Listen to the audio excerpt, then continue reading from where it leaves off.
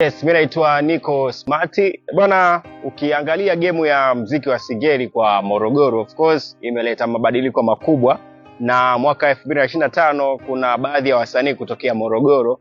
Mimi kama mimi mwenyekiti wa Uswahilini, mwenyekiti wa Uswazi, na watabiria mazuri sana. Kuna mwamba anaitwa JTMC, lakini pia kuna mwanangu mwenyewe Six Gang namba 6, si ndio, risasi 6 Ray Zako, lakini pia kuna mwanetu mwingine anaitwa Kidensa, upepo nao ushaitika, lakini kuna mwanetu pia anaitwa Suma, si ndio, Sumado, si ndio, mzee baba, moja kati ya wasanii ambao of course kimoromoro sasa hivi kwanza ukicheki hata muda wao kwa sasa hivi mwingi wanaotumia wakiwa da, wameshatoka kidogo Morogoro wako da, na nadhani ndani ya mwaka huu basi kuna mambo makubwa sana wanaweza wakayafanya. Tumeona Ray Zako anapiga show mbele ya mzee wa Bwax, lakini pia kina Kidensa, pia kuna mwanangu anaitwaga mzee wa kuwaombea, mzee wa upako anaitwaga Basley, si ndio, moja kati ya wasanii kutokea Morogoro. By the way, ndani ya mwaka huu of course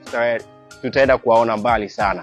Hii inaleta push up, inaleta hamasa hata kwa wale wasanii ambao bado wanapambana, si ndio? Kwa hiyo Morogoro ni mji wenye vipaji, kwa wale ambao bado wako chini wasikate tamaa. Tunaona maisha yanabadilika, kwa sababu sasa hivi Mungu sio Mkude Simba, Mungu sio Adam Classic, maisha yanabadilika hovyo. Kwa wewe endelea kufanya kazi. Tunaona ameanzisha mwanetu, tulikuwa naye hapa tunacheka naye fresh ni, lakini sasa hivi tunaona tayari matao yamekuwa nani.